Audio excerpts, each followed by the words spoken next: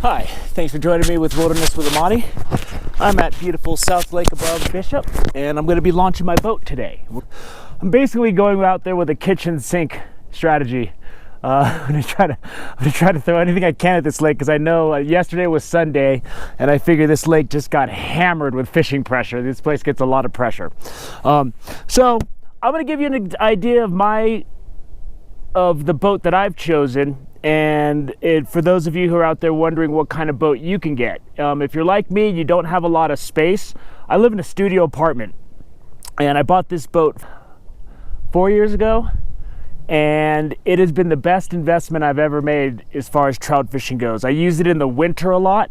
You can launch it from anywhere.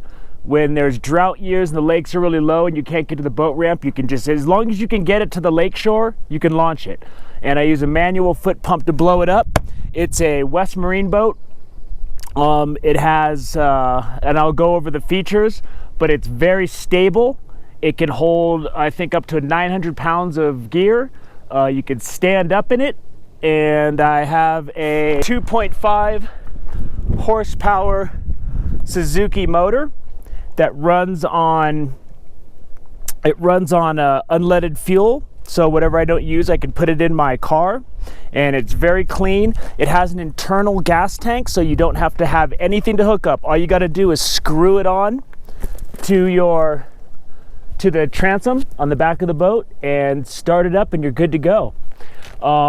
So the boat is right here. This fits in my closet. It fits in the back of my SUV. And I don't need any trailer, and it takes me about 15 minutes from start to finish to blow up the boat, load it up, and I'm good to go. And then I need this bag here. This carries my oars, my throw cushions, my life vest because I sometimes have two people, and all the other things that I need for my boat. The air pumps in here, everything. You can buy a motorized pump for this, but I never got one. The foot pump blows it up really fast. It's got 2 chambers. And this has just been a great boat for me. You can fit this thing in an RV. You can fit it in the back of a car. You can fit it anywhere. It's you know, there's my foot. It's very small. And it's about 8 feet 9 inches long, and I'll go over some more things of it as I'm blowing it up, why I picked this particular model and size. So here's what it looks like when it's down. If you get a motor in the state of California, you got to register your boat. If you don't get a motor, you don't need to register a boat in California. I don't know what it's like in every state. This boat that I picked has built-in slats. See those wood planks? And it just rolls up in the boat. And the reason that I picked this size, and there's the air pump I use to blow it up, and it's really quick. The reason I picked this style of boat, this size of boat, is the next large size was too heavy. This boat weighs 55 pounds. And when it's rolled up, so I can pick this up and carry it down to shore by myself. And if there's snow, I can blow it up and just slide it down there. It's even better. The next larger size that I saw, I needed to, it had a hard floor that was a separate piece, and it made the boat like 110 pounds. I can't hoist that in and out of my car. I can't take that up the stairs into my apartment. This 55-pounder I can handle. You see? And in the back, you see the transom back there. That's where you clip the motor on. And then,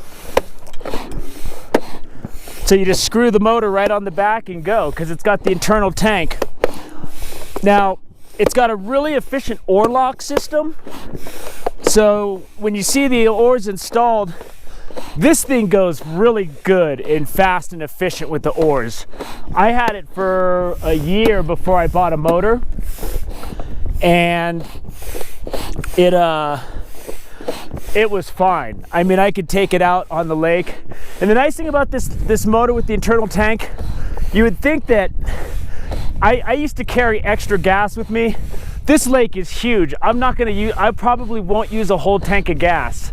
If I need to, I'll come in and get some, but I've never run out of gas, and I'm gonna be trolling this whole shore, and it blows up fast because it's only got 2 chambers.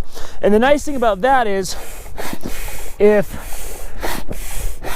it's a situation where something catastrophic happens and one of your chambers goes, you still have something to float on. So you'll have something that you can be clinging to life.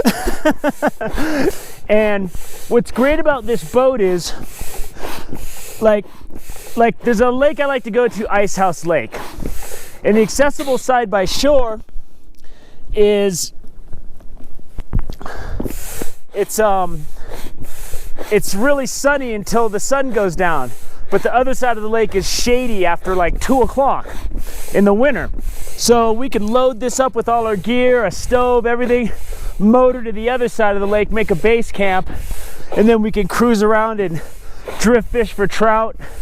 You know, I'm gonna do a lot of fishing in the winter. I do most of my fishing with my boat in the winter. I just wanted to get a demonstration of this so that if anyone out there is thinking about something like this, or just this didn't come to mind, I wanted to let other people know how awesome this has been for me, so maybe it could be awesome for them. So as you can see, this thing blows up really quick, and it's ready to go. Once it's full, I just load it up with gear. I bring a cooler in it, you know, so if I get trout, I can keep them. This boat blows up in less than 5 minutes. You know, you just got to get it out of the car. And there's my car. I mean, this boat fits perfectly in the back of my little car. I got a small SUV. So, you know, you can fit this thing in anything.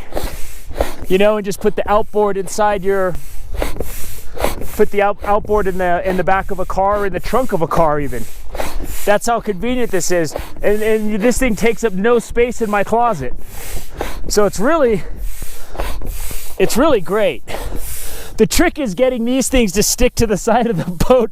I put super glue and then I cover it with silicone. Like I said, this thing works like gold with the oars. Like if I run out of gas, or I have engine problems, or something weird happens, it's not even an issue.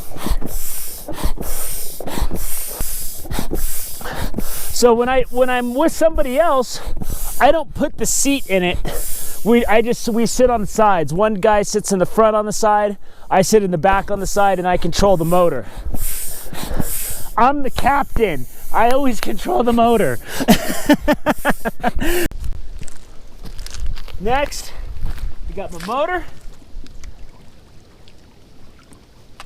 Just screw it on here. The best thing about this is, in my apartment, I can just screw this onto a kitchen cabinet door that I open up, and I can work on my motor in my kitchen. Nothing says high society like working on an outboard motor in your kitchen. I think I saw that in a magazine somewhere. Classy things to do.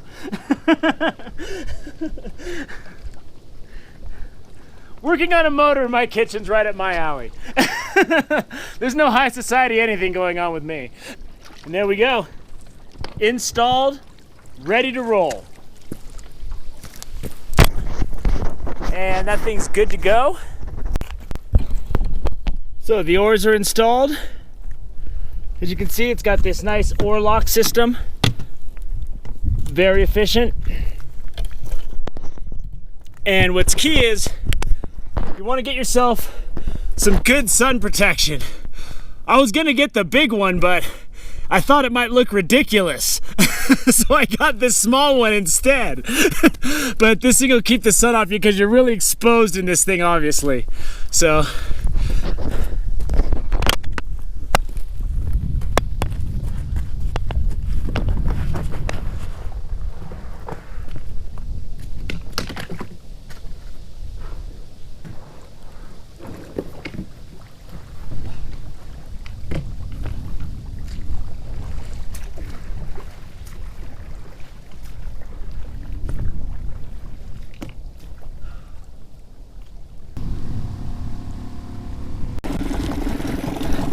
and away they go.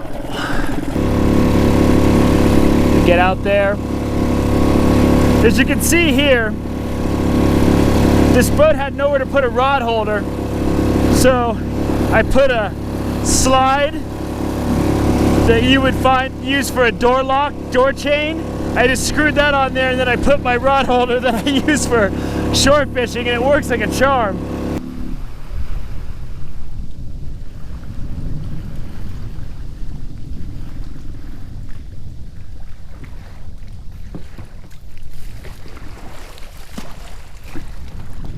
And that motor can haul, you can troll with it. I can go to the back of the lake and fish the river outlets. I can beach it anywhere I want. Kick back and shore fish with night crawlers. Sleep in the shade. You know, if there's shade on this lake, I can find it.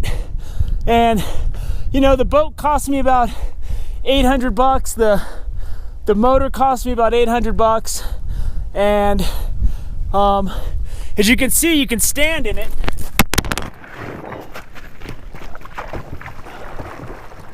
You can stand up in it. It's totally stable. And then here's the oars.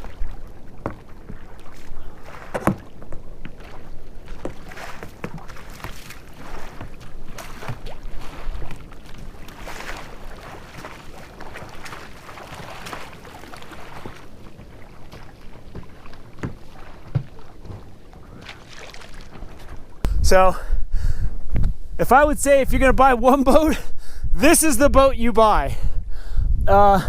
When the chop comes up, you're gonna want some waterproof pants, especially in the wintertime when you can't get wet.